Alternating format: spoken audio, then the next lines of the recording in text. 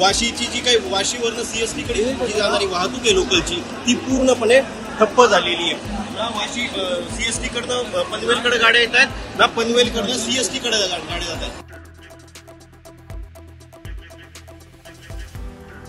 मी आता वाशी स्टेशनवर उभा आहे आणि वाशी स्टेशनवर लोकलचा खोळंबा झालेला तुम्ही माझ्या मागे पाहू शकता।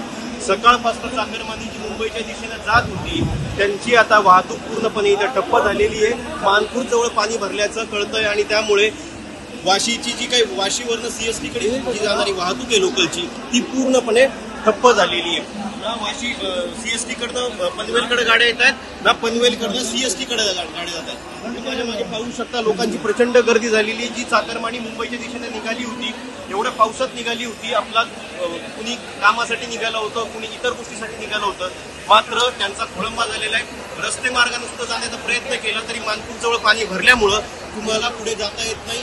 ओला उबेर जे काही कॅब आहेत त्या कॅबचं बुकिंग फुल झालेलं आहे, त्यामुळं तुम्ही जर आता घरातून बाहेर पडत असाल तर घरातच राहा असं। आता ही लोकल जी होती ती सीएसटीच्या दिशेने चालली होती, मात्र ती लोकल आता पुन्हा रॅकला रवाना करण्यात आली आहे, कारशेडला रवाना करण्यात आली आहे। आणि त्यामुळे आता प्रवासी जे आहेत ते वाशी स्टेशनवर अडकून पडलेत, कारण पनवेलकडे जाणारी वाहतूक ठप्प झालेली आहे आणि दुसऱ्या बाजूला सीएसटी कडे जाणारी वाहतूक पूर्णपणे ठप्प झालेली आहे। एकच मार्ग आहे तो म्हणजे रस्ते मार्ग, आणि रस्ते मार्गावर सुद्धा पाणी भरलेलं आहे। कांजूर मार्गला पाणी भरलेलं आहे, दुसरी गोष्ट मानपूरला पाणी भरलेलं आहे। आणि हे पाणी भरल्यामुळं जे चाकरमानी आहेत त्यांना मोठ्या त्रासाचा सामना करावा लागतोय। मुंबईला 3 दिवस रेड अलर्ट दिलेला होता, गेल्या 3 दिवसांपासून मुंबईमध्ये पाऊस पडतोय। आणि दुसरी गोष्ट म्हणजे मुंबईला सध्याला हाय टाईडचा इशारा देण्याला 9:23चा हाय टाईड होता, आणि त्यामुळे मुंबईतून जे पाणी बाहेर पडायला पाहिजे ते पाणी बाहेर पडत नाहीये। आणि त्याचा फटका या चाकरमान्यांना बसताना दिसतोय तुम्हाला।